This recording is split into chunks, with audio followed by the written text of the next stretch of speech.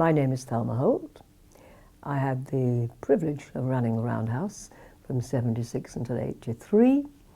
We were a rather vibrant arts centre in Camden Town, and many of the things I have done since I learnt there. When I got to the Roundhouse, I was still acting. I gave up very deliberately at the Roundhouse because I couldn't manage 2 auditoria, 3 bars, a restaurant, and the bit down the other end where God knows what happened. It was better than we'd ever looked. But it was all right. Me and Charles Marowitz knew all the people that were in Manchester, knew all the people who were in Bradford. Everybody knew everybody else. And he said, let's do 3 plays, and we did. And of course, Malfi was one of them. She was magnificent, they all were. They knew they'd worked together before. You see, the season, you'd do something else in another play. So the rehearsal period was not what it is at the beginning of anything. And the Roundhouse, it lent itself so wonderfully to the people that were doing. It wasn't new work. We were going back to some kind of freedom, and I loved the space. I could see there were things to be done if we had money. None of it would have happened, but Harold Wilson was sympathetic. A government was very, very much on side to what happened in this fantastic engine shed. I, of course, knew things about the engine shed before I ever saw it, because at school we knew where the big thing with the turntable was. And indeed, when we were doing downstairs, you know, underneath, when we were doing that, we found a bought ledger from the time it opened. It was in the 5th year, and it was so heavy, it was like taking a heavy case, and I took it up to York and gave it to the engine shed museum, the railway museum. But it had such a history, bliss to perform in. Some actors were unnerved by it and would look up and see that roof and say, I can't be heard.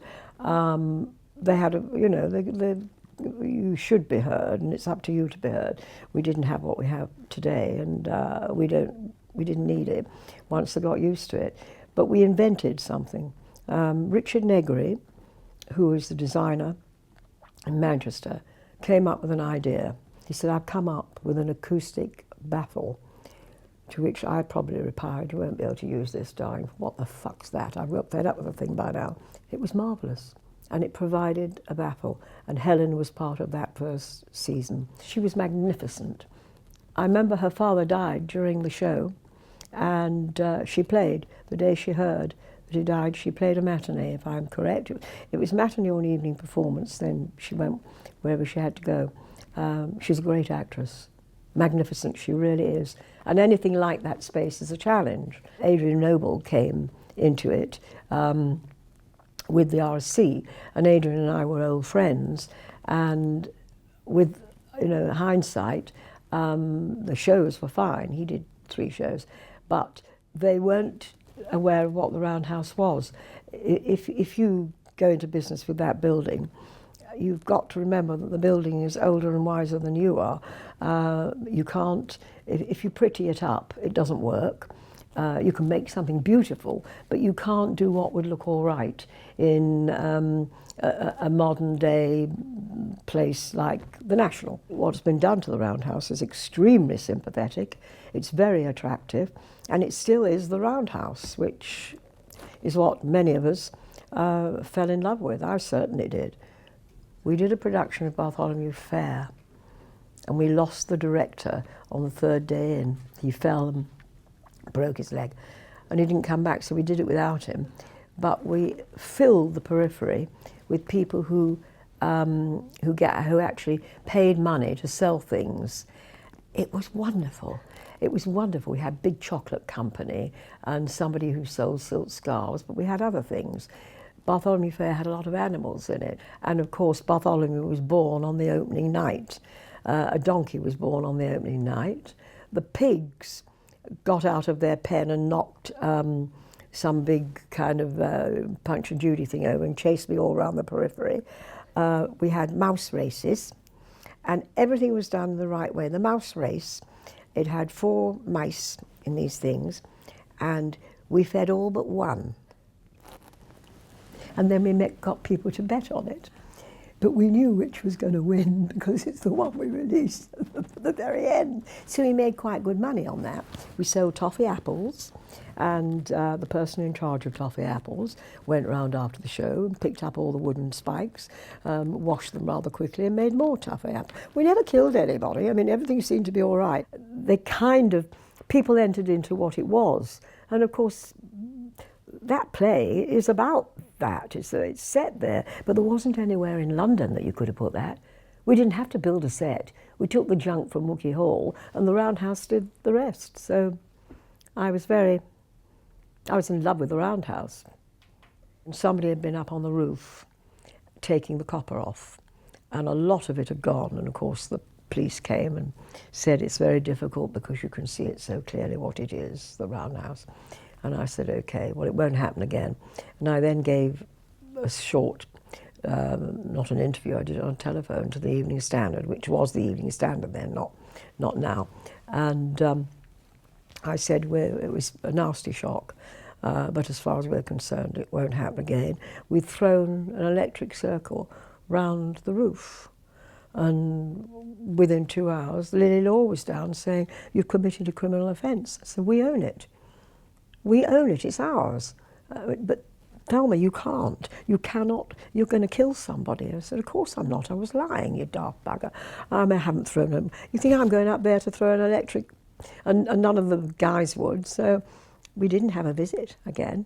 Oh, we had one warning, of course, that we were IRA, we were going to be blown up, and that was absolute nonsense. And everybody went out and was told they'd come back when there was an all clear, and there were two big things, police, and we went over to the Belmont, over the road, as many as could. I went back when we'd been told to come out, and the police wouldn't let me in. I said, I've got to come in, you can come with me, I'll only be a minute. Somebody's forgotten the cat, so I found the Roundhouse cat. And I got it and took it to the Belmont. We came back and did our thing, it was okay. Long before the 6 months was up, I was asked to stay. I said I would. The 74 people that were working there when I got there weren't there anymore. There was 25, marvellous production manager. The Rock was because we desperately needed money. It was very successful. Masses of actors came.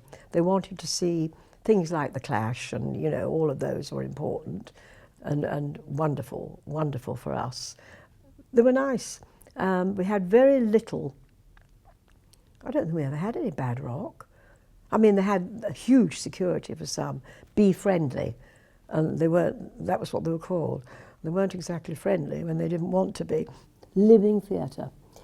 They arrived, and in the morning, the Roundhouse steps, a real crowd coming up the thing. But they didn't look like people looking for autographs. They were drug dealers, and they were selling. And I went out onto the thing and said, I understand some people here have something to sell. Well, of course, people thought that was lovely. She's come to buy. And I said, you come to the wrong place. We're very well supplied here. Thank you very much. Please go away. They brought it in the scaff. They stuck it in the scaff. I think, well, you know, full marks for ingenuity. At least you didn't come with a bag in your shoe, or the things that actors do when they go out. It's terrible, that. Terrible. They do awful things. The first time I played Amsterdam, I'd left the Roundhouse. No drugs, because they're very, very, very keen. Nothing at all. And I got there and there was no drugs. A big company of ours, I mean, 35 of us. And when I arrived in this little hotel, the man said, oh yes, you have some mail. And I had 4 packets addressed to me. It was all quite harmless dope. And I said, does anybody know who this might belong to? And somebody said yes.